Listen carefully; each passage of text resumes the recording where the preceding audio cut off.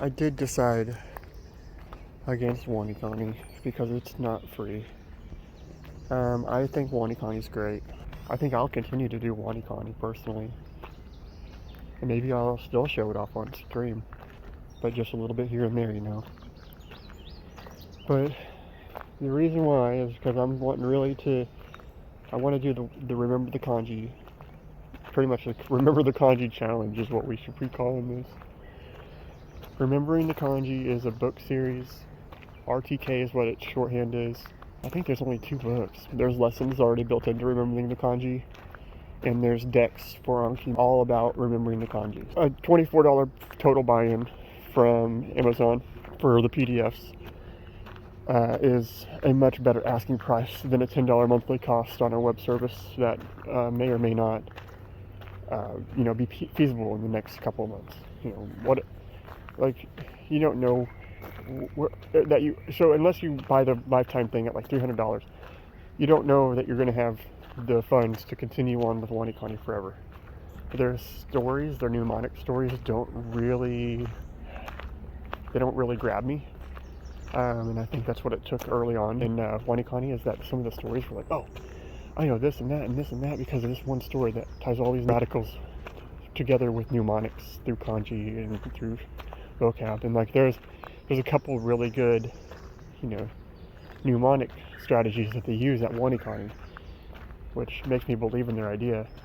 But the mnemonics really do need to have more context than what is given purely by the WaniKani structure. It's the easiest thing that I've used. It's on my phone. It's like everywhere. It's always synced. But I mean, I'm getting there with Anki too. So the thing is, all these benefits that I'm talking about can be made with an Anki card, Anki deck. I mean, I would use Anki for like just the prior lessons. I would grab level 1, level 2, level 3, level 4. I'd just grab all the levels that I had already known and put them under a tag. And then WaniKani costs $10 a month as well. Is really the crux there. Japanese Kanji Study app also costs quite a lot whenever you sit down and pay for it. The Japanese Kanji Study app, if you have an Android phone, is really great. All it needs is vocab. It's got all the kanji that you could ever ask for, but it needs vocabulary lists, and it would be the perfect tool. It would rival Anki, especially you could do vocab and sentence structure lists. So, because it's got a built-in kind of goal system, it's definitely not SRS, but it's super good. Some old railroad ties from when this used to be a railroad. So the workflow on stream will include programs like BlueStack Simulator, so everything that's capable on an Android phone should be able to be shown off. I guess subs to SRS, my Chrome browser, a VLC window. I have LibreOffice Calc on there as going to be our TSV CSV program. Audacity, but I've got scenes all made, or one scene, to be honest. I've got one scene made up for all these programs. They're kind of going to fit together like a virtual desktop would. I have a profile for Anki deck maintenance, as well as for video reviews, as well as just for regular old article reading / book reading. Shout out Matt vs. Japan and Yoga MIA, 2 top dogs that are leading the charge on self-learning right now, on YouTube that is, through Anki and through SRS in general. Today we're at the Ramsey Lake State Park Wildlife Management Area. I'm not really sure what to expect out here. I don't think I've ever been on this trail, but it's such a nice day. I wasn't about to waste it. We'll have plenty of time to sit inside and make flashcards later. Today we're out enjoying nature. I got just a ton of stuff on my chest this week, obviously. So I'm probably just going to ramble over the same things that you've already heard in a previous video. I keep saying we, like I'm actually partnered with somebody, but I feel like I'm partnered with people spiritually in this journey that we're all kind of progressing towards with self-learning. Self-learning is more than just language learning. Self-learning really spans many topics that have been prolific throughout my life. Mostly programming related up to this point. Programming and network administration, stuff like that. It's all been self-taught. Computers in general. I feel like I've kind of mastered computers on, like the most moderate level. I feel like if I were to push any further, it would be specialty. And so, you get to this point in self-learning where, well, I'm just going to keep that blade sharp and let it sit in the cabinet or wherever, whatever the analogy calls for. But yeah, I'm just going to you sharpen your blades and you just set them there until you need to use them, and then you'll use them. That's just kind of how self-learning shows itself to me. Is you master something to a certain point to where you can go further with it, but you don't need to just yet. So I got to a prolific point with a multitude of programming languages before I ever took part in Japanese. And that I've talked to a linguist about how I have kind of pieced them together and paired them. Maybe they don't belong paired, but a lot of language learners also know some kind of scripting or some piece of programming in computers. The best Anki decks contain JavaScript or CSS. That's just kind of how the mind works. If we're able to go so far with one aspect of a technology, you might as well bridge the gap with like another piece of the technology that makes it look nice. And that's kind of how I see a lot of people approaching self-study in general. Is that you get as far as you need to, and for some of us, the drive is to go all the way. And so the road gets treacherous as it progresses, more and more so. You start off and you don't know anything, you don't know where to start. You don't have you don't have anyone that's pushing you. The drive really comes from an internal source, and that's what my last video was all about was motivations. I think a lot about being motivated, how I'm motivated, what I'm motivated to do, and it can seem like a lot, and it can seem like no one's going along on the same pace that you're going with motivation to do things, or especially to learn a second language. But whenever it comes down to it, for yourself that that's how motivated you are, and it doesn't matter if other people are even half as motivated, or you think they should be and they're not, or you think they should push you in a way that you thought they would and they didn't. Whatever your case might be, it is really it's something that you have to drive yourself to do more than anything. So my drive to learn a second language has almost nothing to do with my drive to teach people how to learn. Teaching people how to learn is something that comes naturally with where I've been previous, how I've taught myself previous things. Well, once you know how to learn, the process opens up to you a lot. Learning a new thing becomes a little easier. However, this is a different kind of learn. This is a subconscious learning where, you're not, whenever you're actively engaged in it, it's not until you put it down and come back to where you know if you were right or not.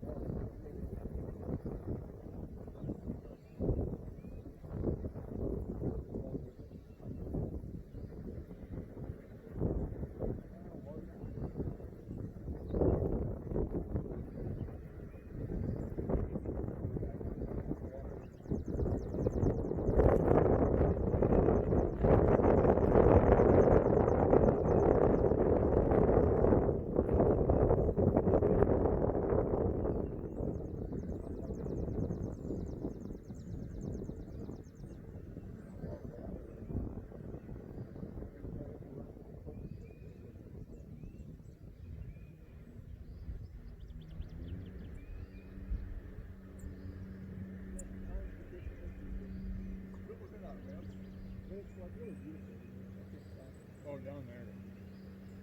I've been back in there with the but see, I came all the way from that dock over there, over here to the sailboat in like 10 minutes.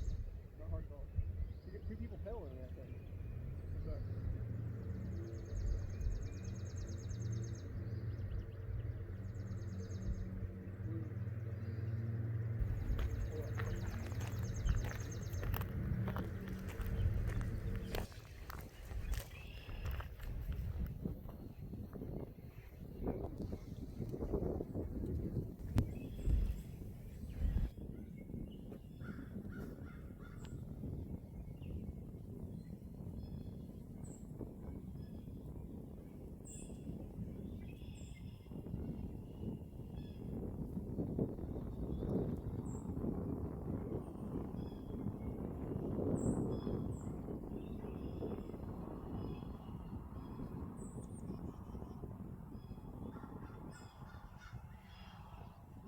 Part of doing this whole thing is, doing the process on my own. I'm making it more about the self part than the learning part at some points. Just being able to do everything on my own is something that's kind of valuable to me. In my band, I do the same thing. But I kind of want to do everything myself. We haven't had to, on our couple of songs, we sent it off to a friend who did some mastering for our album, our EP, that is. But other than that, we've done everything. We've done all of our own self-promotion, all of our own assets. The guitarist, Sam, will record all of us on his own set, on his own computer. I'll make all the art. Tyler writes all the lyrics.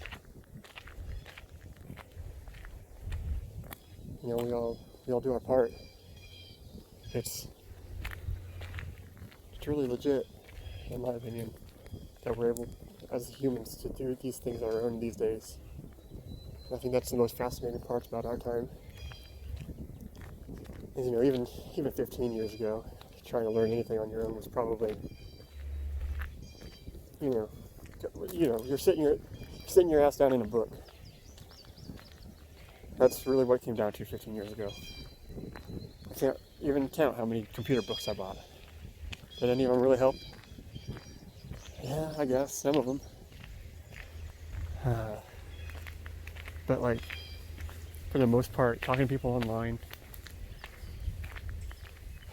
going on, silly websites like Stack Exchange, Reddit, those kinds of things are really what helped at the end of the day. Talking to people within my community at the time. Shout out to Jupiter Broadcasting. Just always been around self-starters, and it's nice to feel like I might be in a position to give something back. Where, last year I was playing all these video games on stream, making art and stuff for them, learning what works where and how it works under the hood on OBS and stuff.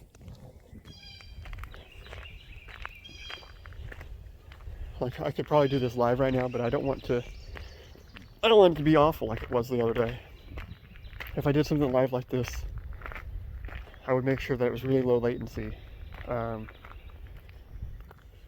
probably really low bit rate going right along with that. But even so, like, figuring all that out has led me right here where, you know, one night a week at very least, I can live stream a study session.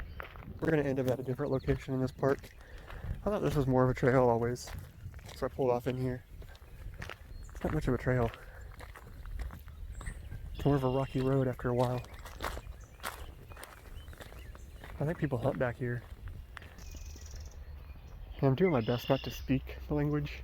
Matt versus Japan really spoke highly of not trying to speak the language too early.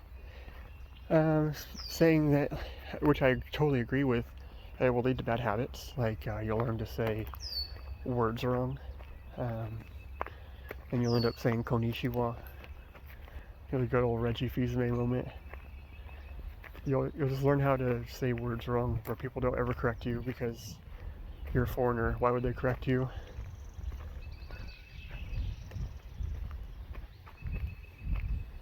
So getting to a point where you can give yourself your own corrective feedback just by hearing it back, or you know, just knowing up front, oh, well, that didn't sound right. Like, sometimes I'll say, like, arigato, and it sounds like I'm saying like a D or an L or a G. Arigato, you know, where like that would sound okay if I did it right, you know, so it would sound like an accent. I don't want to get into speech too soon, but the longer I wait, you know, it's about speaking the correct way. So the longer I wait, the worse off I'm actually making myself. Because if I can put the pronunciation, like the actual pitch accent pronunciation, on my cards too, and you know, every time I see tree, it says ki, you know, ki, and I say ki, and, you know, and then I get it right. Or hana, you know, flower. Unless it's hana, I don't think it's hana, but yeah, hana, I believe, or it's flat. It might be just flat. Hana. So like, getting pitch accent right to begin with are these things that I want to make sure is embedded into my practice.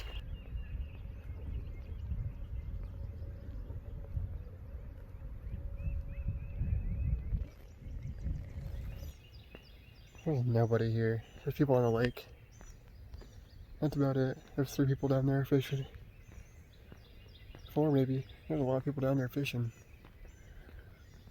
It's a good day for fishing. It's also a good day for just walking.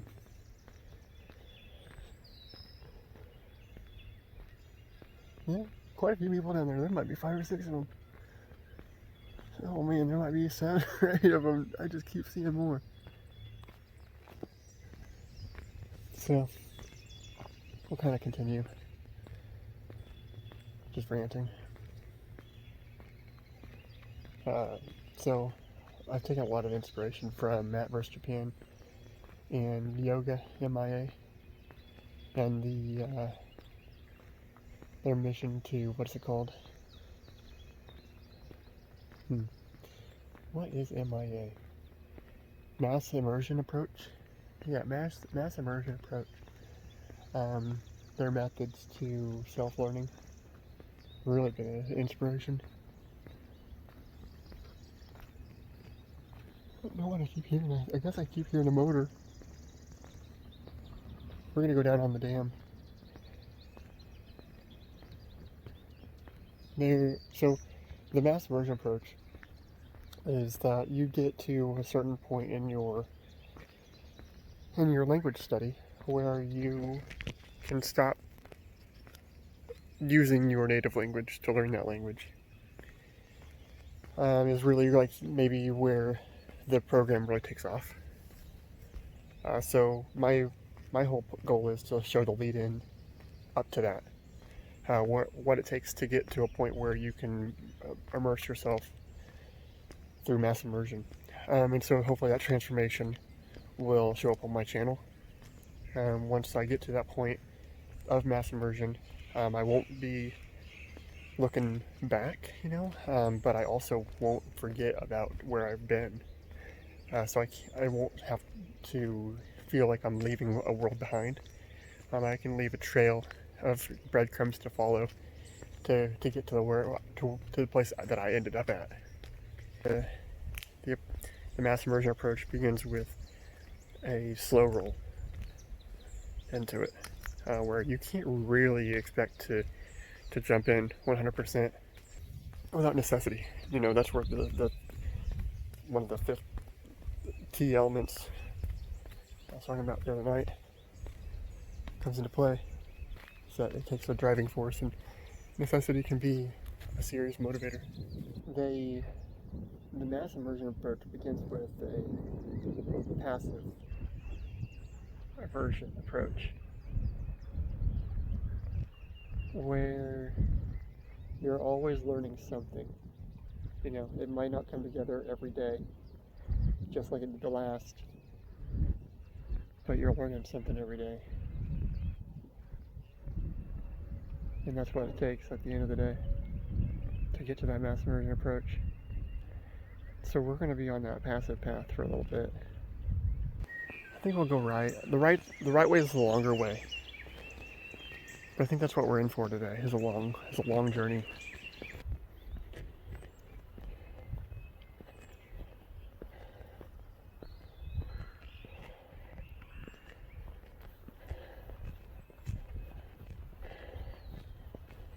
That's a big hill.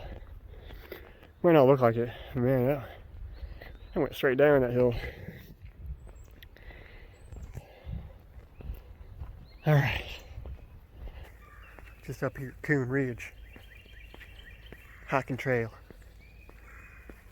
You know how we do out here in southern Illinois.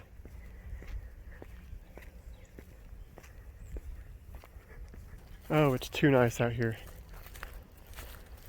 Oh, it's too nice out here. Kide. Japanese study should be fun. It should be rewarding. And it should be as simple as it can be.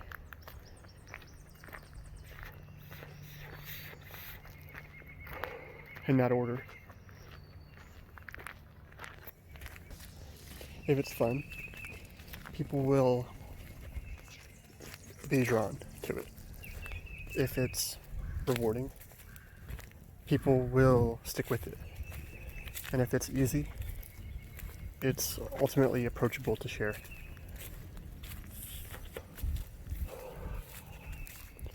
A lot of the reason people don't share a thing is because it doesn't seem like something that would be easy to do. You have to have some kind of an invested interest to like a thing, and to like some things is not easy to do. So in terms of liking Japanese, it's the least I can do to make it fun.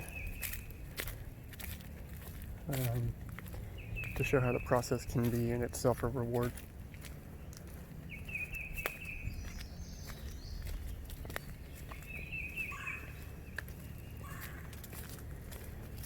Study is more than about taking tests.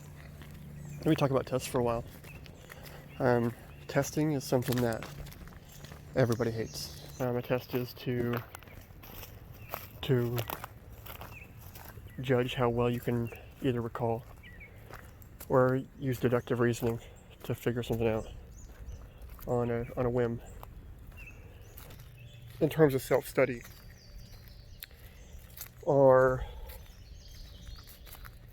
they're more of a mechanism that you can use for bettering yourself than what you might have in mind for a test to already have been at school, or even at mostly what else are we tested on?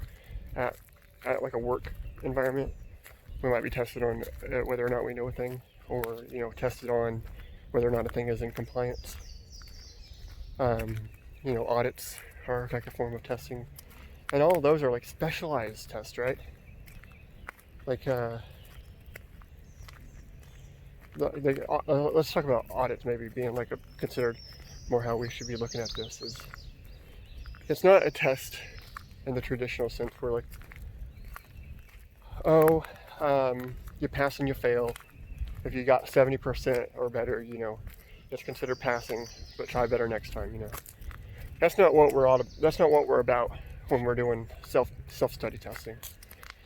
Whenever it comes to self-study testing, it's more of a way as like a warm-up. Let's instead of call it a test, we'll call it a warm-up, and instead of a test, we'll call it an audit of some. You know, we'll use different definitions if you have to, just so you can think of it.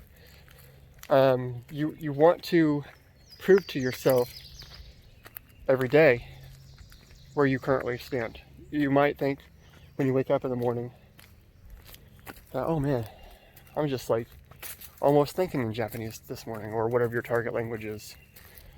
You know, maybe I'm making real progress. You know, you want a way to really feel that. So let me make sure my camera's like on point today, because it just wasn't before. So before you go too far down one path, you want to make sure that something sticks for at least a day, right? You can't remember it the next day in some way. Like if it doesn't even if you don't, like I've had times where I'm studying like 10 or 15 new kanji, and you know, sometimes it's right before bed, and like I'll skip through one or something. Like, oh yeah, that one looks, I can remember that. And you know, you come back to it the next day and you're like, how did that one slip? I've never seen that before. So every test is going to be more about how we can push ourselves further this day. Like, oh, if I remembered a kanji from the very end of last night, today, you know, maybe that's a good sign that maybe I do need to push myself more this session. Maybe if I was going to add 20 new kanji, then I might add 25 tonight. So if I do a good job on this test that I'm setting up for myself to gauge where I'm really at in my study, then the next night I could push myself harder. And then if that fails, you know, you take a step back, you go back down to 20. So I wonder what RTK is going to do for us. The deck I have has no definitions on it, has no hiragana on it. I haven't even looked into the book, you know. I got the books, I read the preface, and I was like, oh yeah, this seems like what we want to do, so I just ran with it. And I started setting up my Anki even more. But I have a deck, an RTK deck that, you know, it looks nice and all. It's got nice templating and everything like that. So you know, I don't want to fall into the trap of where like that verse Japan talks about, where you are, as soon as you find an I+1 sentence, you don't take the time to parse it right then and there. You just write it down in your Anki deck, and you go about your day like, oh yeah, I'll just learn that later. You know, you want to be comprehending things. Like I'll probably be doing like a bunch of I+2 cards, you know. But I+1, you know, you read it and you move on. Whenever you find the definition, something like that is really where I'm at with it. So I just got done watching, well, I guess not just now, but I got done watching back the stream from the other night, just studying number 1.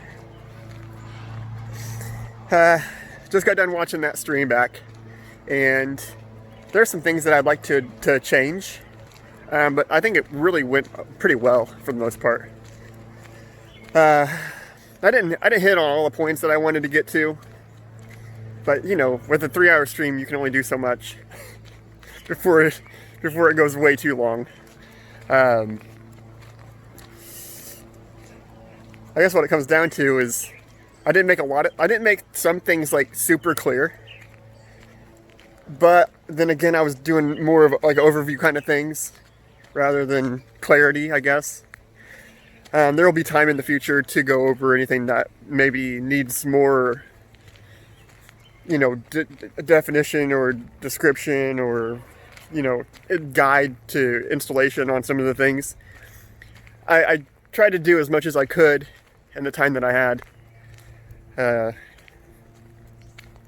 It was kind of like just a crash course, just right, plowing right through everything.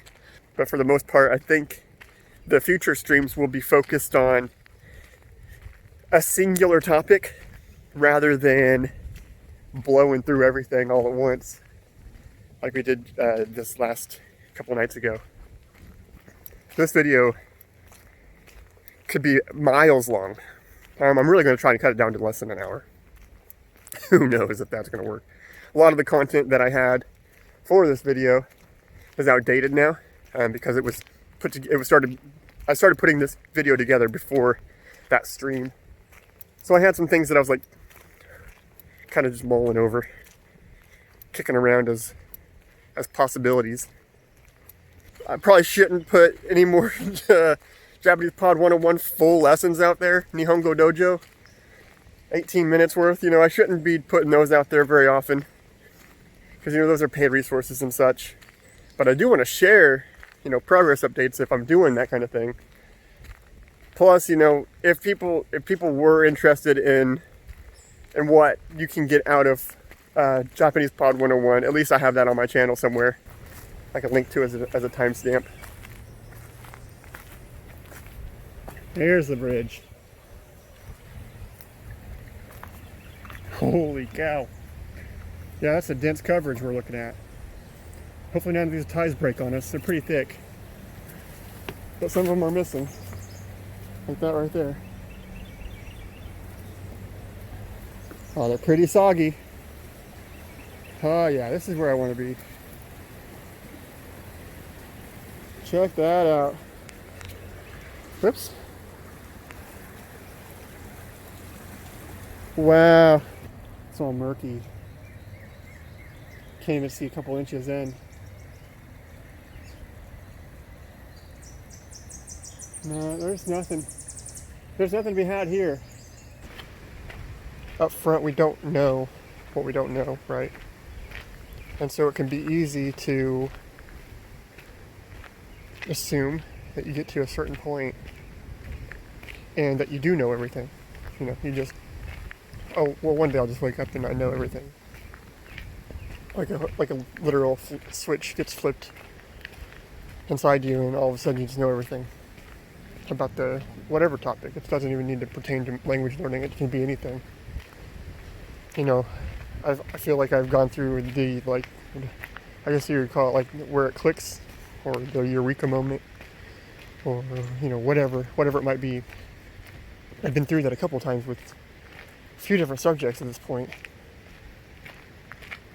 You know, a lot of my knowledge comes from self-education, whether it comes from computers or otherwise, you know, music, tools built around those.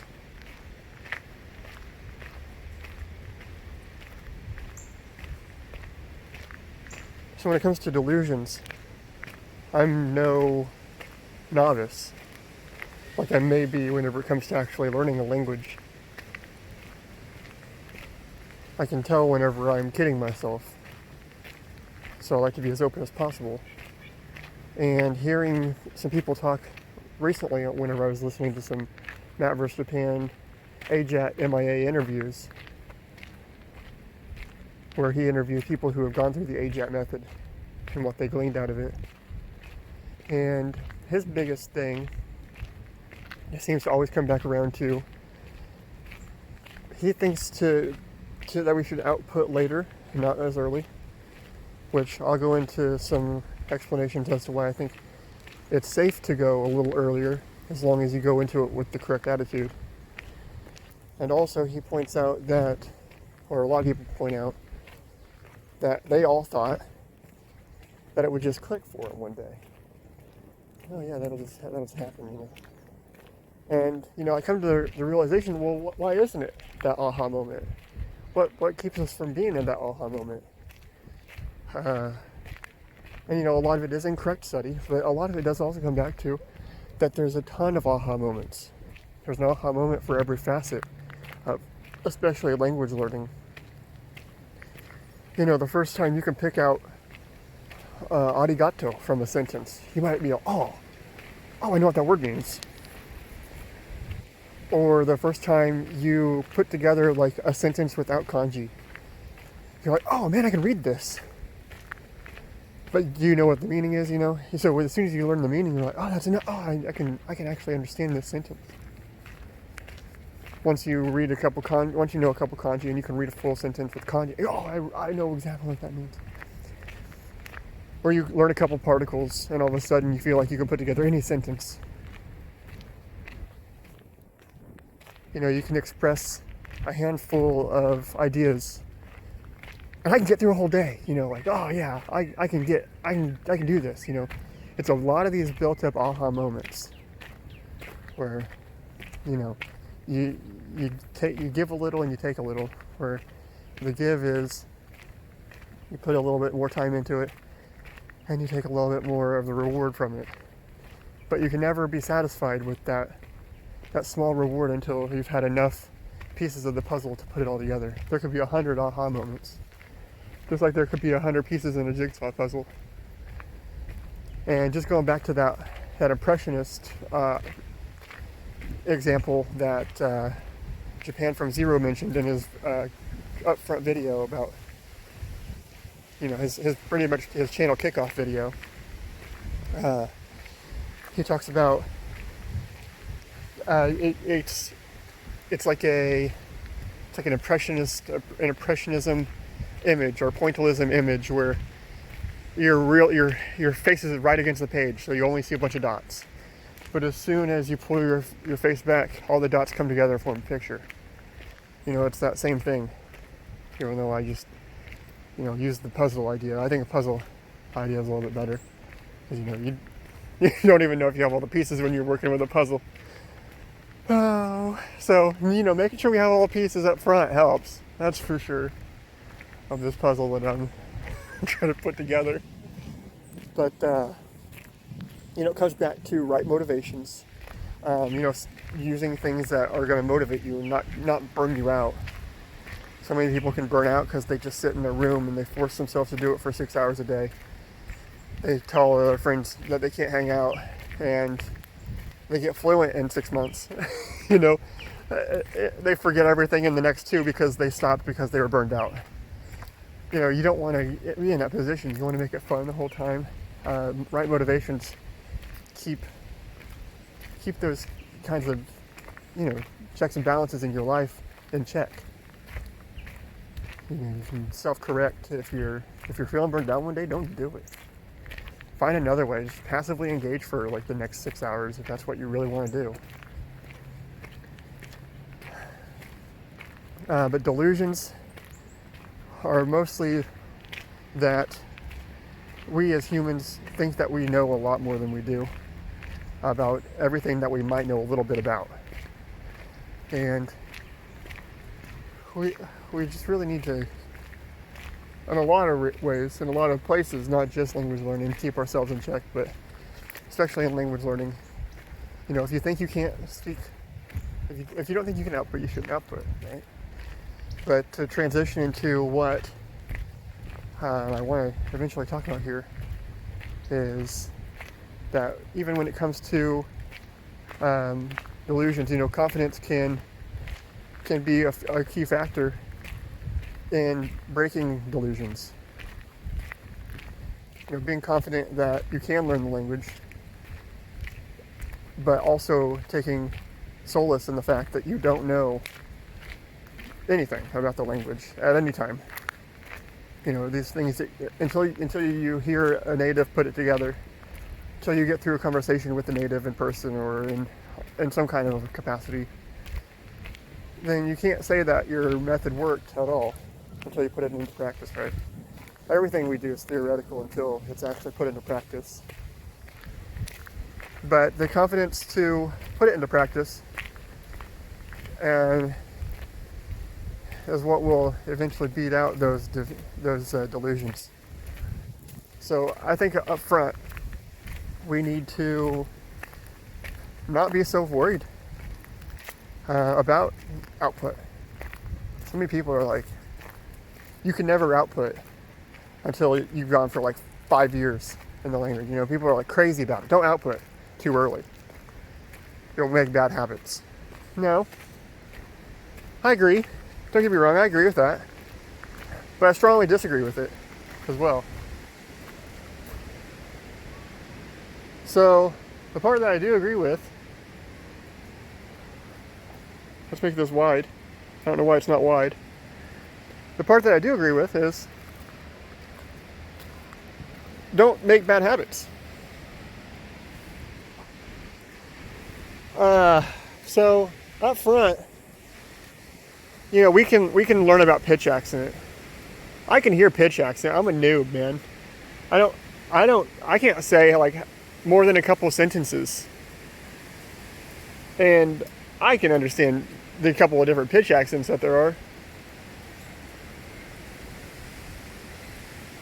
So putting practice into my kanji study, already knowing pitch accent to an extent,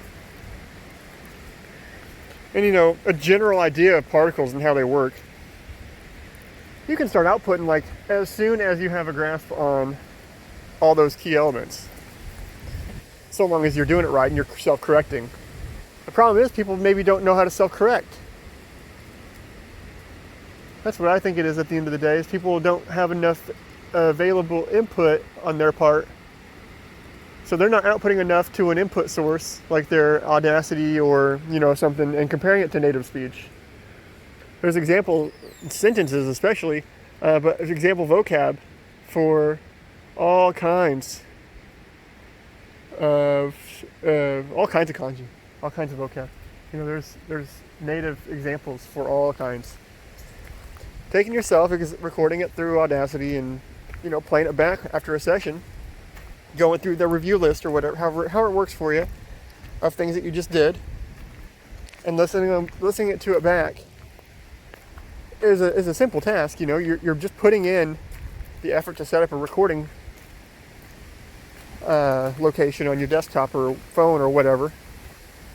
And so long as you can capture audio from yourself and your output source, say like Chrome or Anki or your phone or whatever's making the noise, capture yourself and the thing that's making the noise so you can hear yourself compared to the native speaker that you were trying to mimic. And ensure that while you learn the kanji, while you learn the vocab, that you're paying attention to pitch accent. All of our decks and everything should have pitch accent markings on them by now because of MIA Japanese. That's how I see it. In some way, you could put pitch accent readings on all your cards, even if it is only like 90% correct. I've seen a couple that are like iffy, but I'll take 90% over nothing. And then I can self-correct on the other ones as I get examples from native speakers and my passive listening and stuff. But I do think that a lot of passive input is important. I listened to like the same 20-minute section of Terrace House a few good times last night at different intervals. Just coming back to it every once in a while and seeing if I can pick up anything more. And, I did pick up a few things here and there. But I think if I went back to it today, I would pick up even more. It's that kind of thing where passive listening really does help a lot more than you might think. So long as you're, partially engaged with it. You can't be just like totally tuning it out. I don't think that makes for very good progress. But that versus active listening, where you're sitting down, you're paying attention with your eyes and your ears, but there's no subtitles, that would be active listening, and hopefully you can follow people's lips and stuff like that on whatever show or whatever you're watching.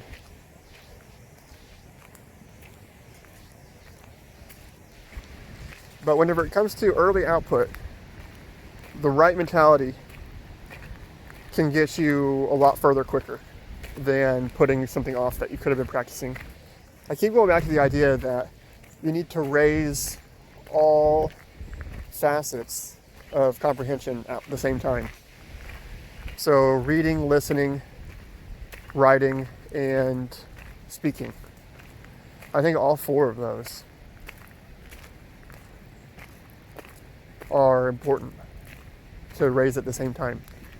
I think that's how the immediacy of recollection can occur, is if you know how to exactly write it, you know how to exactly say it, you know exactly how it sounds when other people speak it, and you can read it every time you see it. You're not going to be able to forget that in any capacity. Someone's going to say, oh, hey, write me this thing, and you do it. Someone's going to say, what does that word mean? And you're going to say it. Because of the initial learning process goes from kanji. No, sorry. The initial learning process goes from radical and story that connects it to the kanji. The kanji has a meaning in a capacity that is attached to another kanji making a vocab, or another hiragana making a vocab. So that vocab has a speech pattern, it has a definition, it has a way to write it, and it has a way to read it. So knowing how to do all of those in the same aha moment, I think is key to fully remembering the kanji, fully remembering how to speak it, all these things. And once you do know how to fully comprehend that kanji, then you can start putting it into sentence decks. You can start saying those sentences that are I+1 with that kanji, because you know how to speak that kanji. So putting it next to the hiragana, putting it next to the other kanji in the sentence is a much easier task. So that's just where I'm at with it right now. I think going forward, I'm going to start outputting and see how it goes. I don't think there's any reason for myself to be held back in any capacity when it comes to output at this point, because I've heard. I put in hundreds of hours already in passive listening. I've been passively listening from the start. I've been actively listening from the start. I've been trying to read as much as possible from the start, whatever I can read. I have not been outputting from the start. I have been repeating kanji that I do know, like whenever I hear a sound. If there's a definition and there's a native output on that definition, I'll tap it and I'll listen to it and I'll say it out loud. So I have already been doing that, which, is a form of output, don't get me wrong. But actually outputting, following sentences, I think is where outputting becomes a problem for people if they're not prepared for it. Outputting vocab, sure, everyone does that. You should say it as you hear it. But whenever there's a sentence mining, people aren't seemingly ready to output soon enough, or not correctly enough soon enough.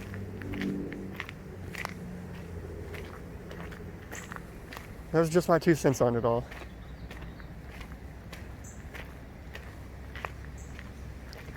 Don't delude yourself into thinking that you know more than you do at any time through any learning process. Be confident that you do know things that you do know. If you know something, say something. Right? And then you can worry about being corrected on it later. And then if you feel like you can output with that kind of a mentality, that you know enough about pitch that you're not worried to mess anything up, then by all means, I feel like go for it.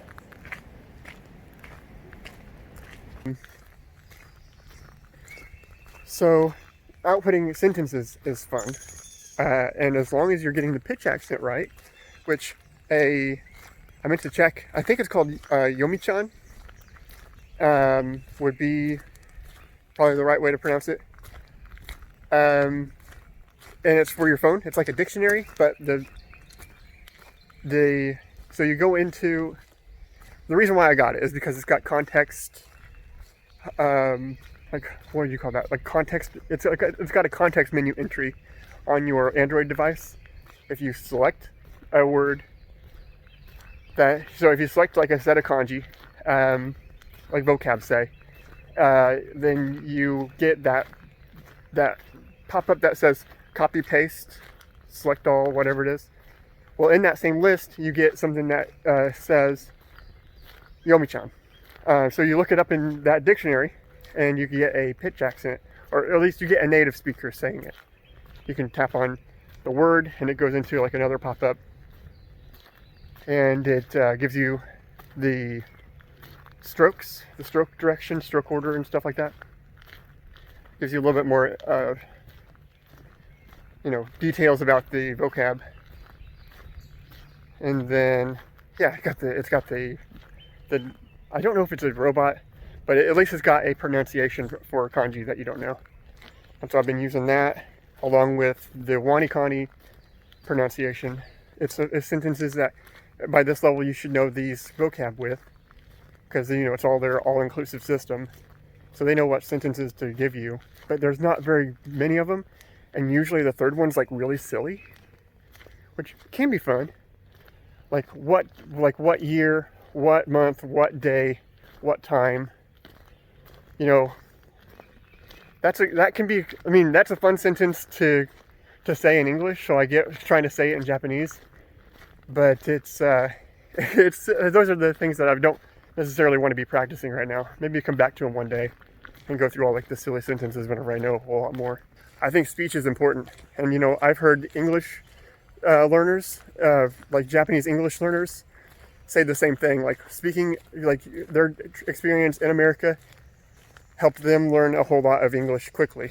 So I think immersing and having to speak the language every day, I think as long as you're doing it correctly and you're not making mistakes that you can't fix, I think are very important. Look how big this tree is compared to the rest. That's like the coolest part about this walk.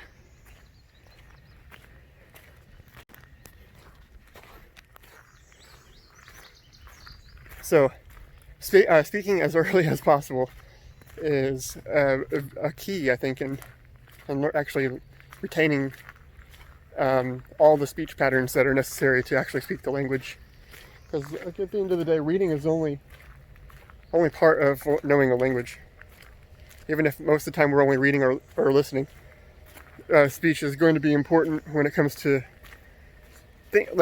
picking up on something.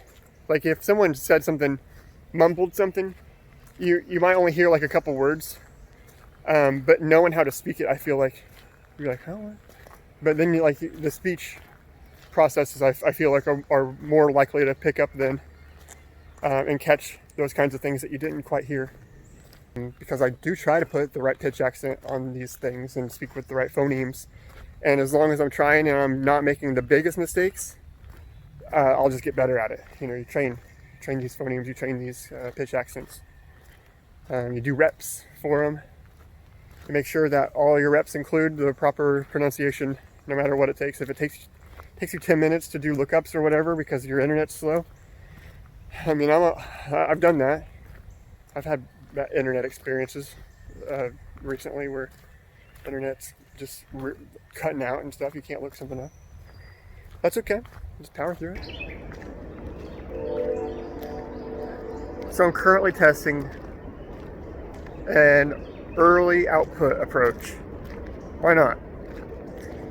I feel like I have a strong enough grasp on pitch accent, and I feel like I have, I have the listening ability that it might take to self-correct, I think. So maybe I'm wrong. I could be completely foolish in believing that I have what it takes to self-correct. So the approach that I'm taking is kind of, I've looked at what people say about, so let me break it down like this. The reason why I think I can approach early output confidently is that everyone that I've heard at a high level of Japanese has, by their maybe everyone is just now picking up on pitch accent as a whole. As like I feel like 10 years ago maybe people didn't care about it. But nobody has told these people about pitch accent until they were like late in the game. Until they were like being corrected by natives because they were making speech mistakes. They were already speaking. That's what I'm getting at. I've been applying pitch accent to all my cards in Anki, and since the start of level 5, on WaniKani, I've been using Yomi-chan, Yomiwa on Android, Yomi-chan on desktop, to give me native speech output for vocab. And I'm hearing their pitch accent in that vocab. I'm hearing the difference, and I've seen the difference with the colors on Japanese MIA. These people who are, now talking about how, like, don't output early because it can mess up your accent as a whole. I think that's totally true. If you're just sitting here like, Kore wa inu desu, and you're not putting any of the correct like pitch accent. You're not trying with the phonemes. You're not trying anything. You're not trying to speak the language. You're just saying the words and hoping that anyone can understand you. You're putting an American accent on it. Let's say that. But you're just putting a regular old American accent on it whenever you say Kore wa inu desu, like that. This is a dog. Like that. That's what you mean to say. I don't know if anyone will be able to understand that's what you mean to say. But I've since the very beginning been working on my phonemes, and I knew about pitch accent because the first, it was like the second month. So I had learned hiragana, and katakana, and their diagraphs, and I felt confident in writing them. Like, you name it, I'll write it in hiragana. And then, like, all of a sudden, I was like, oh, what's this small tsu? What's this small tsu doing there? And, obviously that took me down a whole rabbit hole of, like, double consonants and stuff. But that also led me to tofugu. And I listened to that whole podcast series.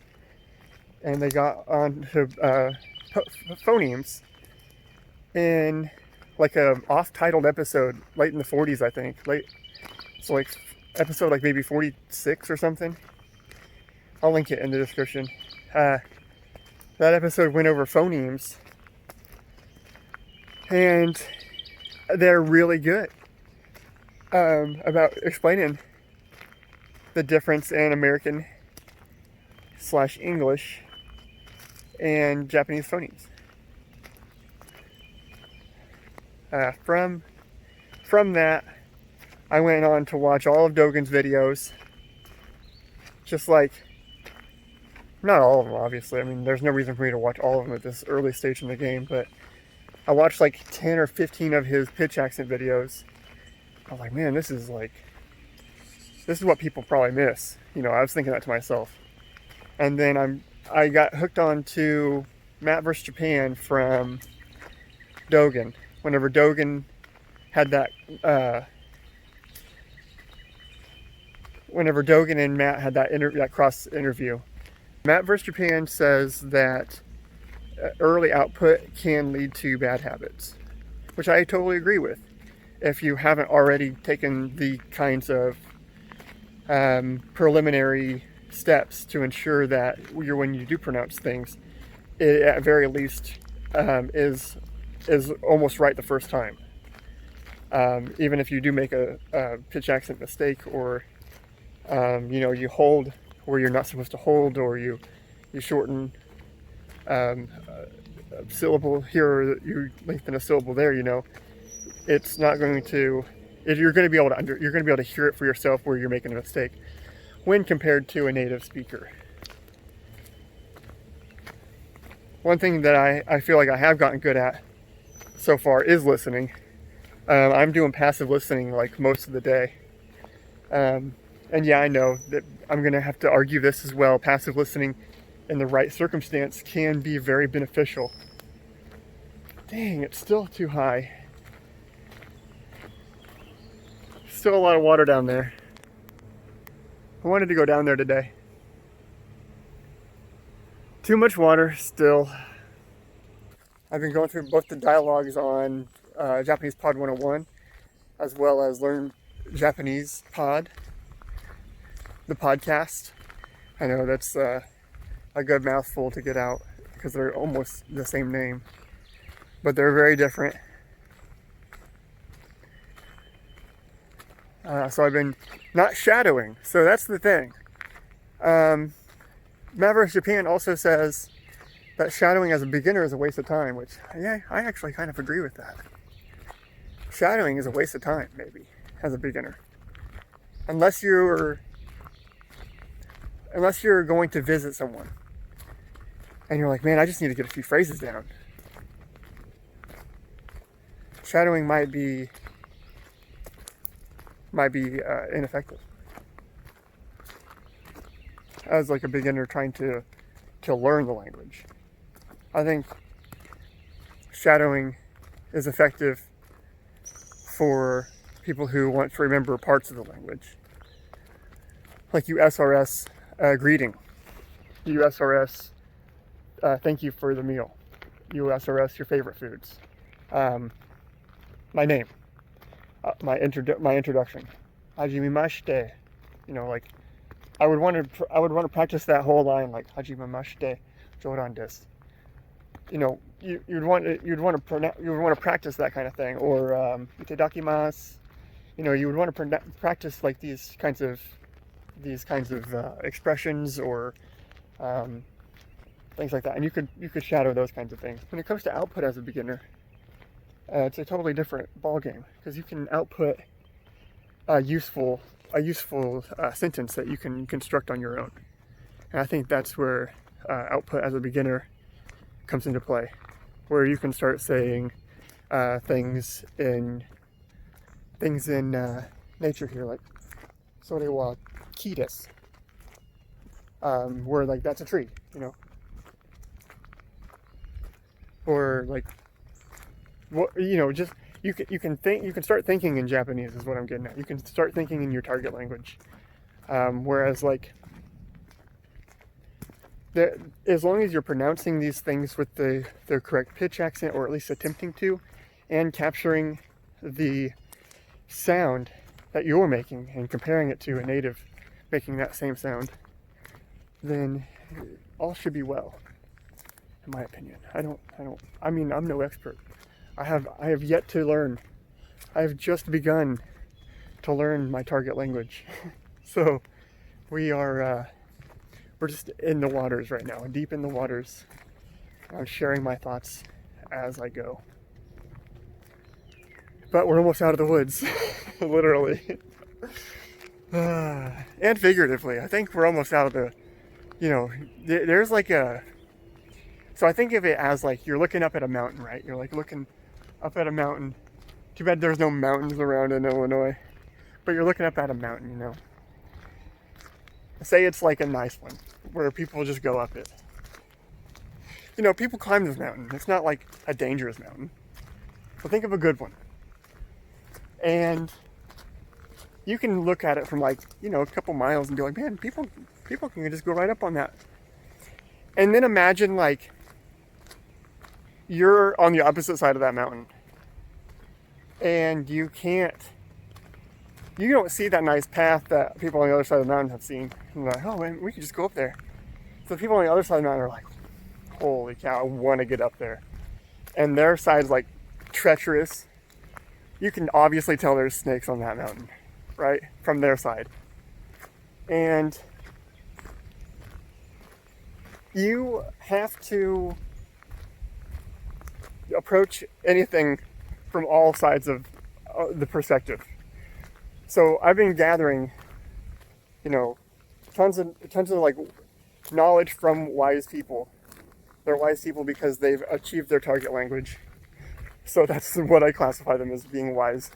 So they may or may not be as wise as I say in this video, but let's just take it for what it is, that these people have wisdom that they can impart on beginners. And I've been taking all that wisdom and compiling it into my own kind of path here. Everyone's going to do things their own way. But I feel like I'm kind of taking some of the most generalized elements that I've heard proficient speakers of Japanese put together and applying them to a lower, mid-ranged beginner phase. Because right now, I am nothing but a beginner still, even though I'm not like an early beginner. I don't know what you would call that. But yeah, here we are, out of the woods. Alright lads, we're back. Since I started this Japanese stuff, I've been getting a lot of secondhand experience. By that I mean I've been listening to like hours of podcasts, like so many articles I've read, a couple of books here and there I've dabbled in, and I've just interfaced with a lot of Japanese content as a whole. And since then, I think doing that as a beginner, I really feel like has pushed me to like maybe like a lower beginner rather than like a novice beginner up front, to where like I felt like I could read things even if I didn't grasp the understanding at a very early stage. Kanji excluded for the most part. I knew like let's say like I knew like 20 kanji as soon as I hit the ground running, and that's not very many. You need like 10 times, 100 times more than that to start reading stuff. But with furigana over it, you can read anything. You can just jump very fast. Anyway, the point here is that some of the content that I was taking in up front gave me insight into things like particles, gave me insight into things like des and da. These differences in like sentence enders, sama, san, chan, these kinds of things.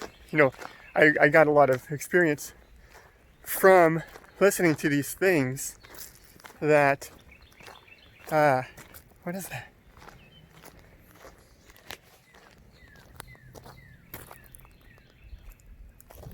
Some trash. So I got a lot of experience listening to people talk about these things up front. That gave me a lot of insight into where I might get stuck and have to go and do research later.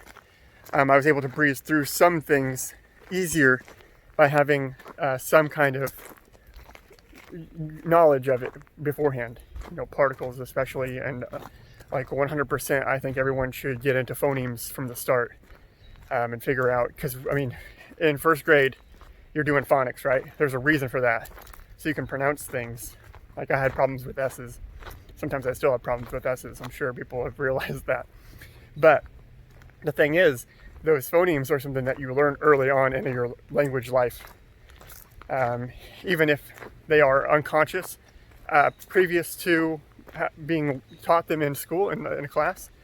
But phonemes are important as a baseline for whatever target language that you're studying. And then, yeah, so that's really it.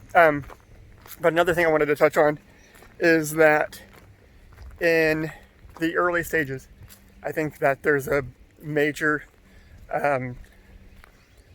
flaw in some of the thinking. I could be wrong, but I think there's a major flaw in some people's thinking that you shouldn't output. So I also wanted to touch on another thing. I think that there is a major problem with not outputting early. Once you feel like you can say 10 or 20 or something sentences, you should say those sentences so long as you're saying them correctly. Because pronouncing those, getting your speech, the feel of speaking a different language normalized, it's very easy to then go from there and use another particle, or hear someone say a sentence how you would say it, and you're like, oh yeah, because you can. The part of subconscious language like we use in English or whatever your native language is that we don't really think about what we're going to say. Right? We have a thought, we say it. And it turns out that we're saying things grammatically correct. So using language subconsciously like this is vital to, quote unquote native level speech. So getting the words ingrained as part of that subconscious system, where if you see a flashcard, well, your mind will just say whatever it is, ta, or whatever the character is that you're trying to pronounce. It will just say the word subconsciously. It will come to you subconsciously, whether you're reading it or seeing it. There seems to be a disconnect right now with a lot of people. You separate reading from speaking, and I don't think that there's much of a point for that. You're speccing yourself out in kind of a lopsided way, if you want to think of it in terms of like an RPG. You have that little triangle chart or whatever where strength, willpower, and like magic or whatever, and it's just like a little triangle. Well, you want to stretch those triangles out all together all at once so you can be overpowered by the end, right? Max all categories. And I feel like just as the same as an RPG, you're not going to reach the same level in your third ability or whatever it is that you're trying to max if you start maxing it later, because you're going to reach the end. Meaning, we only have so much time on this world to exist and to have fun with these things. So I think up front, as long as you have a conscious knowledge of phonemes, you should start speaking. Like today, you should just say konnichiwa. As long as you say it right, you should be saying that. You can't just go down there, it's dry. You can't just say konnichiwa and be like, oh yeah, I said that word absolutely correct. Don't need to practice that anymore. You need to know if you're making a mistake. Maybe if you don't have a friend who can help you with pronunciation, at very least find a native speaker and mirror them and listen to yourself back. Oh man, this is way steeper than it looks. Way steeper than it looks.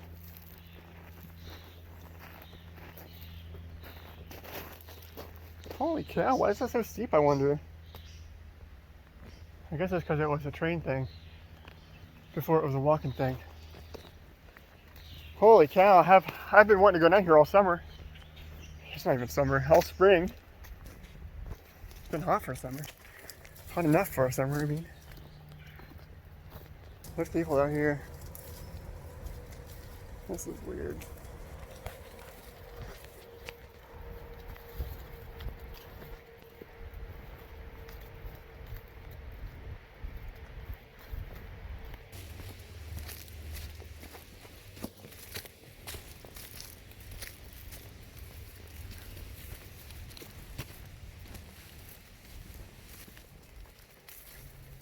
Oh, it's so sketchy.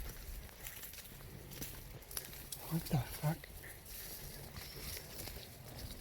There are people out here.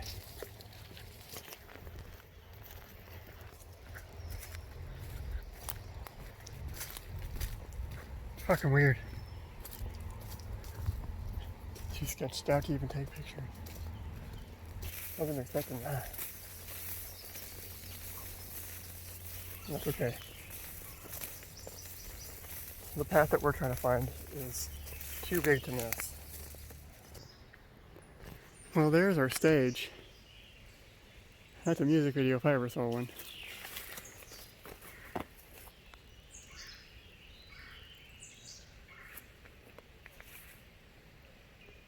Pretty good view.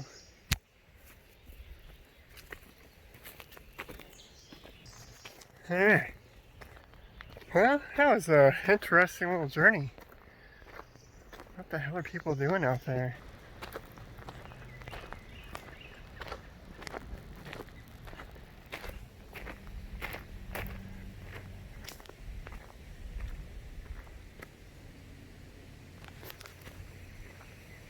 Big old boy tree. Huh? Big old boy tree right there. There's good reason for people to assume early output is bad. Such as the accent problem. It can develop an accent that's really just a foreign accent in Japan, you know, like Korewa. You know, you can get to that point if you're just looking at Romaji for 6 months and you dabble in kanji with only RTK, right? So you get through RTK and you know all the kanji by what they mean, and you know how to read them only in Romaji. Oof. You start trying to pronounce things and you're gonna start saying like ooh for O's, like double O's. You're not gonna be able to do like, you probably get the double consonants correct, but like for oki desu, you know, like you might start saying uki, or you know, you might put a long A on or a short A on something, ah. Whereas, you know, if you were practicing the phonemes up front, you might, you know, e, u, o, you know, you might be able to assume that something's wrong if you hear it wrong. If you hear someone say it wrong. You know, these kinds of things are stuff that you can learn to look out for yourself. So there are good reasons to just say, output, hold off. You know, it's not going to hurt you that much if you hold off on output. I get that much. But if you can output correctly up front, the words that you do learn are going to have more meaning, especially if you can say them out loud and in sentences that are I+1. Or, you know, even early on, I+0 sentences, you know, sentences that just contain your words and a little bit of grammar is better than no sentence at all. And being able to speak that sentence correctly is a really good thing to get into. Bug is acting like mad out here. Moths and stuff trying to get on me. Because I went into the woods and it was all weird out there. They can feel it. They go, where you been? They want to come see me. Where you been at? It gets weird out there. What are you doing? They were thinking. I've been out there, they thought. Making sure that I don't have funk or something all over me from being out there. What is this video? Out here at shelter number 1 at Rin Lake today. Second biggest lake in Illinois. I wanted to talk about some Japanese stuff today. It's been a long time. I've had a lot of time to put some things into testing, put some things out of my current grasp. Yeah, I've done a lot of things since I've last done one of these videos. So we'll start from the top. I made a big old script that will download a bunch of YouTube videos. It also works on like random websites. Like I think it works on JapanesePod101. It works on Vimeo. It works with anything that YouTube DL works with, and it pulls from any number of videos you put into this text file, and it automatically puts them into a combined MP3 file for us. It's really nice, really nice. I'm using it a lot actually.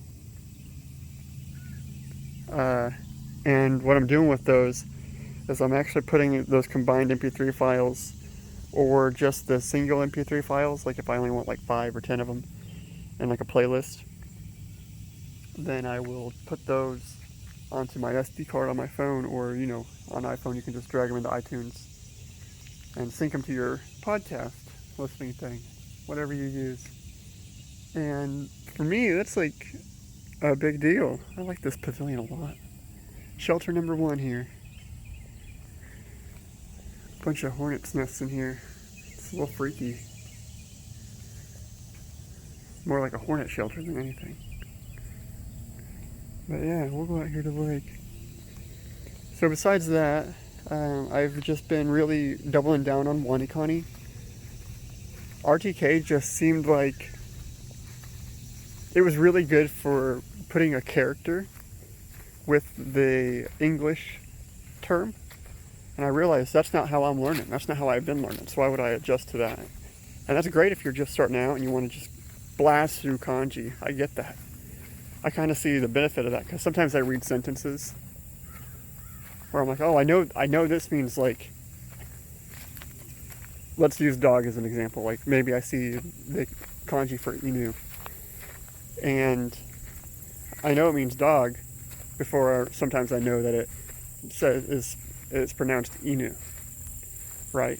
And so like that's the connection that you make with RTK, is that the kanji means dog, but you don't get the pronunciation, which the WaniKani method kind of has a slower approach, much definitely a slower approach. Like I could have already been done with kanji at this point, I feel like, if I did it a different way, but this way I'm learning how to read sentences and I'm picking up on grammar points. That's really nice. Oh yeah.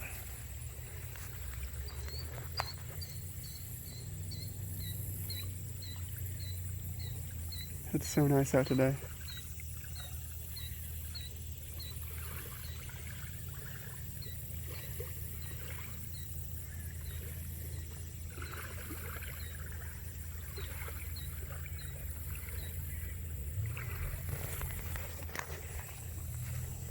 And there's built-in sentences to WaniKani, so like on especially like the burned cards, the cards that are have been SRS'd enough to like retain for like say a year or whatever, you know, those are quote burned. They're probably able to remember them for like at least a year, I would imagine at this point, because they're not like heavily SRS'd.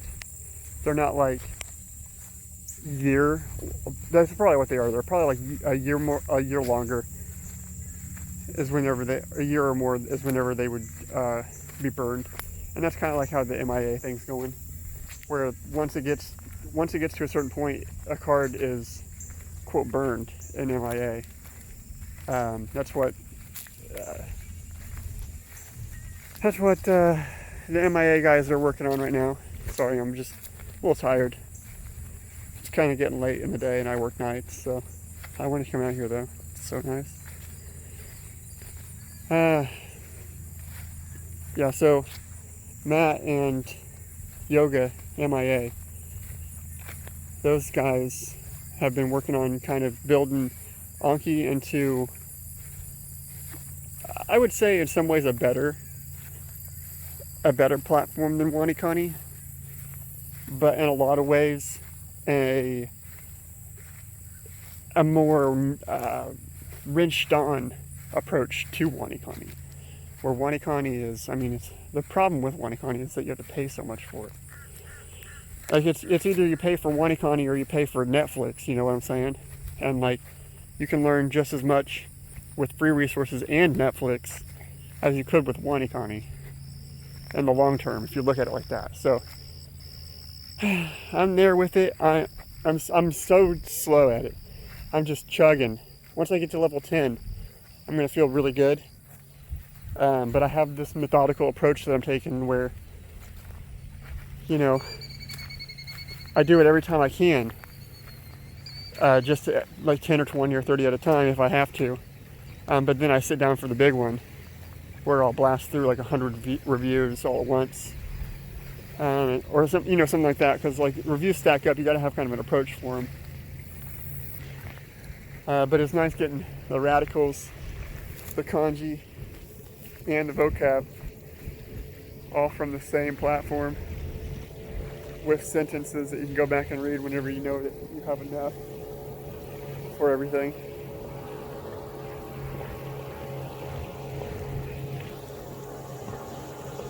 Really gotten a lot of use out of Japanese Pod 101 recently. I will listen to Japanese Pod 101 on my commute, or I'll listen to it on my commute, or like maybe even in the shower. Maybe right before I'm going to bed, maybe sometimes during, like maybe I'll have listened to half of the show, but not all of it. Like maybe it's a 20-minute episode. study lesson or whatever they're calling it. And I'll put that on while I'm busting out those 100 reviews. So I'm kind of getting some passive listening on some of the stuff that I don't know, or some of the stuff that I do know. But then I'm also getting, a little bit. Maybe I'll tune in for the parts that I don't know more than I am doing the kanji study at that point. But that's okay, because I put that down. And I'll go back through the dialogues and I'll read along with the sentences for the parts that I really need to get help with. Because, the last person you want to lie to is yourself.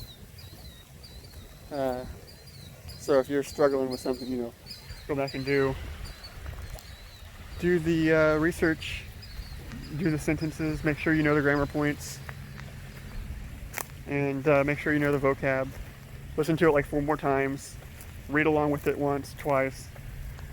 Listen to it again tomorrow. Like that. It gets.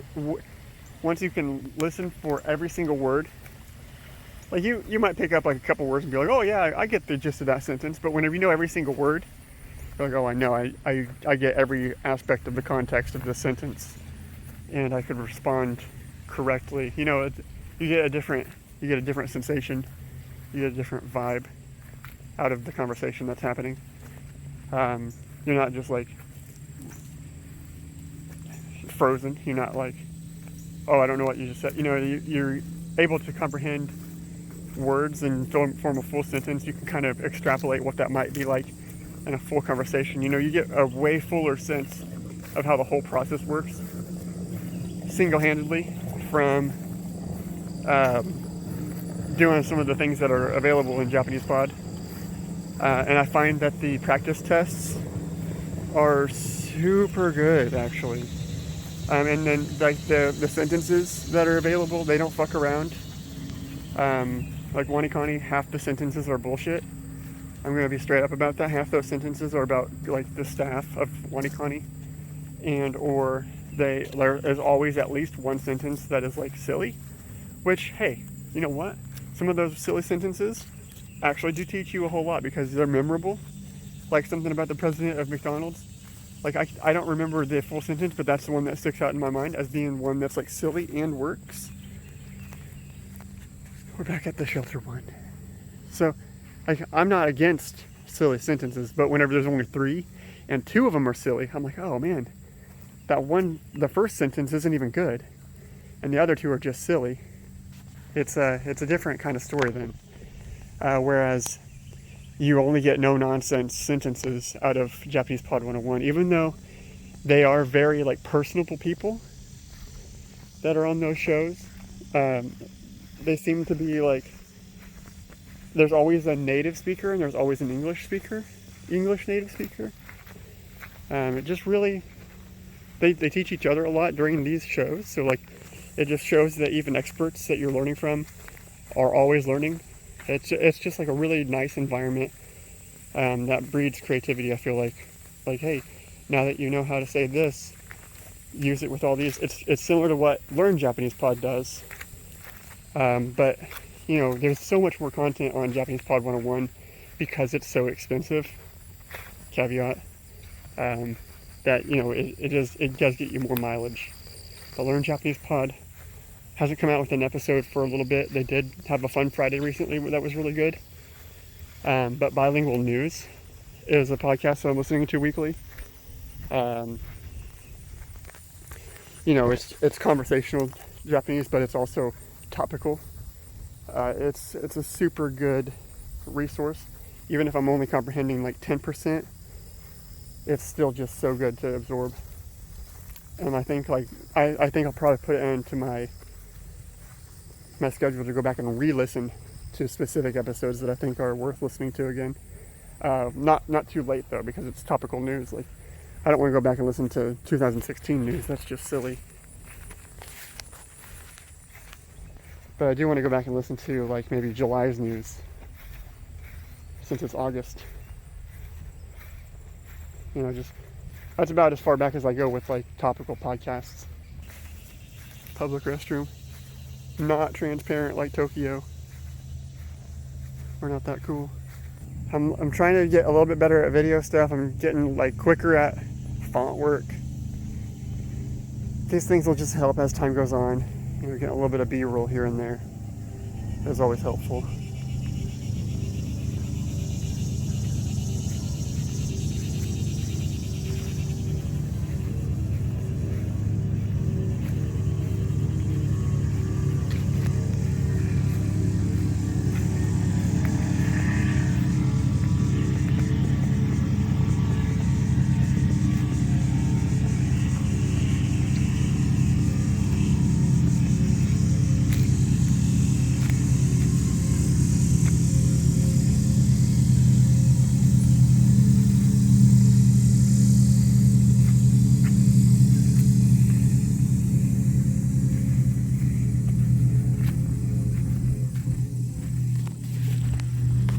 So I'm trying to figure out when to start Genki.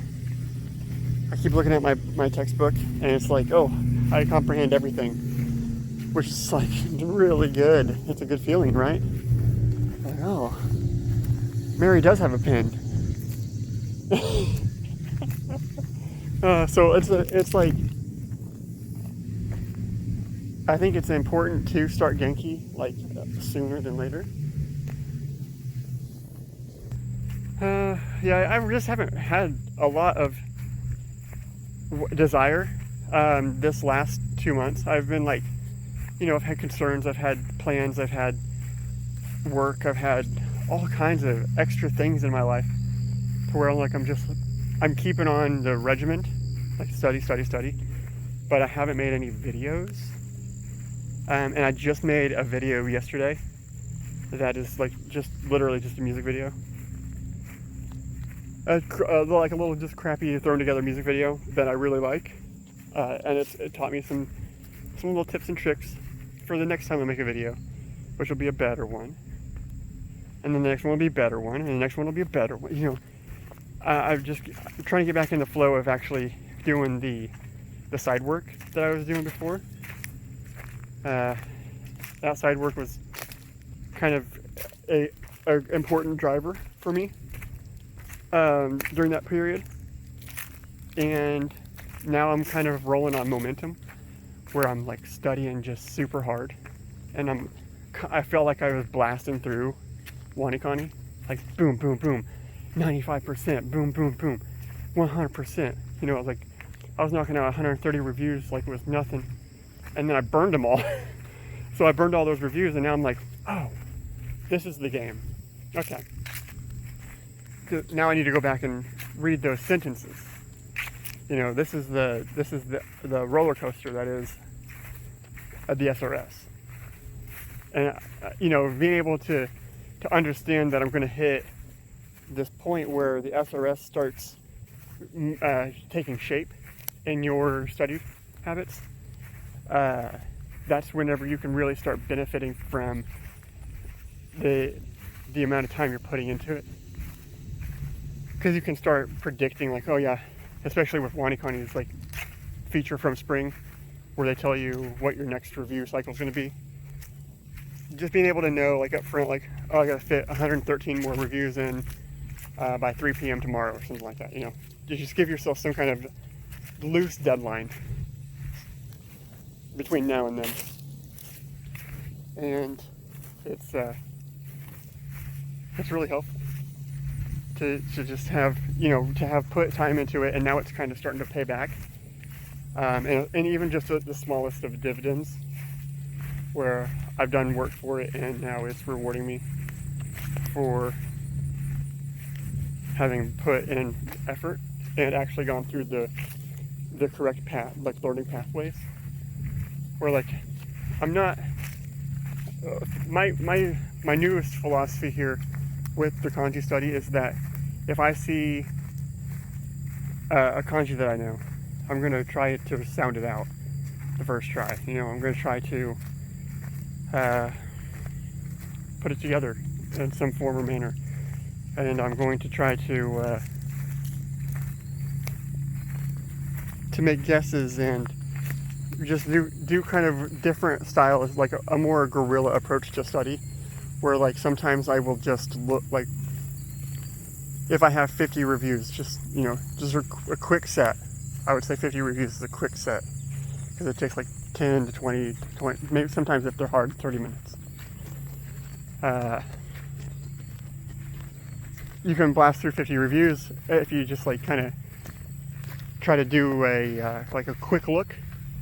Like you just look at it, and you immediately type the first thought that comes to mind, even if it's wrong. Sometimes I'll do a full session like that, where it's just like shotgun style, where, hey, this is my shotgun session.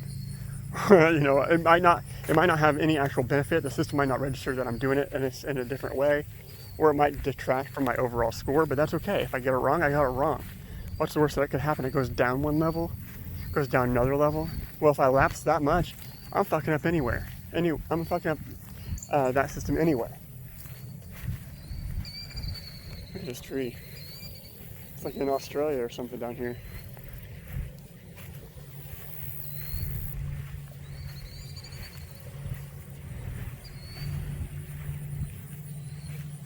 Yeah, so I'm just trying different tactics. And my thing is, so far, I'm not doing a lot of speaking, but the sentences that come to mind that I can think about for like 2 seconds, I'll go ahead and say them. I think I know a lot more about pitch accent up front than most studiers do 10 years in. Like, I'm coming in at a time where pitch accent is heavily regarded as like a big deal. I'm coming in where pitch accent is like a known thing. Everyone's told me about it from top to bottom. Like, hey, pitch accent was something I never knew about until a billion years into my study. And now I'm an old man, so I'm telling you this on my deathbed. Like about pitch accent. It was like the thing I didn't know the whole time I was a native Japanese speaker was pitch accent. It's like these people are coming out of the woodwork like, hey, we never knew about this, but we sing a song when we talk. It's like, oh, we knew that, but we just didn't call it anything. We didn't know that was important. Like ashi and ashi, like, or hashi or hashi, like those are different words. And like, obviously people knew that from the first person that spoke it. No, I mean bridge. It's like, it is so important to come to think of it whenever you're starting studying now. But even just 5 years ago, you might be like, I didn't know about it. I didn't know Jack when I tried studying in like 2011. I didn't know Jack. I had like this $10 textbook from off the shelf at like a generic bookstore at the time. And it was just like garbage. It was trying to teach you like 1930s style military English to it wasn't that bad. It was like really dry. It was like it assumed you knew everything before you picked it up. I don't know what it was about this book, but I did not enjoy it. I just didn't know what I was getting into. You look at Japanese from afar, and you're like, oh, that's a cool language. And then you get a little closer, and you're like, oh, I can't read any of that language. And then you get a little closer, and you're like, oh, I actually can read a little bit of that. And then suddenly you're like, I can read most of that, but I have no idea what it means. So it's a weird thing where you're learning to read again. You're learning to, like with Spanish, you can read Yo habla Espanol or whatever. Forgive me for butchering the phonetics on that, but you can read that as an English speaker. And someone will tell you muy bien means very good. And you can read that too. You can read in a text online from a Spanish speaker that knows one lick of English. They can tell you muy bien means good, and you are good. You can kind of get around the language barrier with Spanish because of the same alphabet. Whereas that's not true when you're going from English to an Asian language. But whenever you're going from Asian to Asian, it is similar. It's not the same, but it is very similar. Japanese speakers can often infer meanings of sentences, similar to like a Japanese beginner might infer that there's a dog in this sentence, or that someone likes this thing that you can't read that's in this sentence. you might be able to tell that someone's talking about food or a specific food because it shares the characters. You know, we call tacos what they are. They're tacos. That's what Spanish speakers call them as well. So there's that. It's a very similar thing. So I'm kind of meandering and rambling, going on and on, but pitch accent is just as big of a part for Asian languages with tones or different vowels. As you know, rolling your R's is in Spanish. When you hear someone say, like perro instead of perro, I don't even know what that word means, but I know it's a word. It just doesn't sound. It doesn't sound like you're speaking. It doesn't sound like you're speaking Spanish. You don't roll your R's somewhat. You don't have to like be ridiculous. Even Japanese people like hardly ever roll their R's, but it's for effect. It's like your tongue is already there in that spot back there. So they roll their R's a little bit different. They're kind of rolling an L, if you want to think of it like that. Their tongue is in the back of their mouth, rather than more the front, where we kind of squish our tongue up. Yeah, I mean, phonetics plays a big part in all this.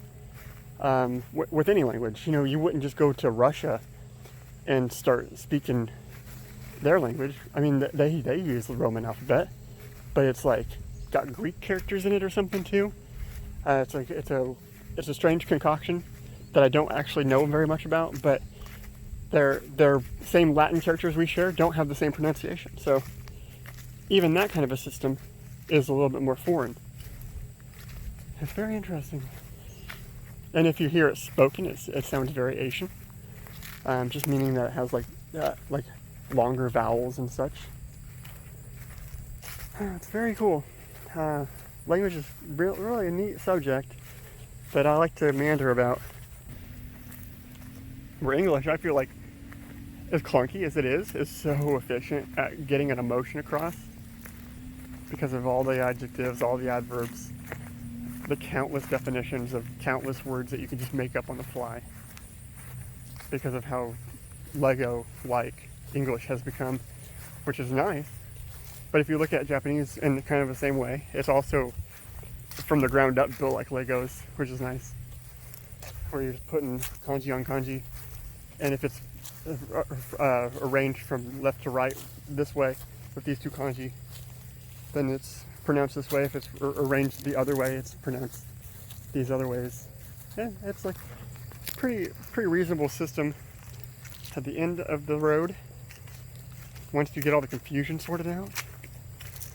But I think WaniKani has an approach that is super streamlined for not only learning a kanji, but learning associated words with a kanji and associated meanings with just even one radical sometimes can make a big difference between like this whole bracket of kanji.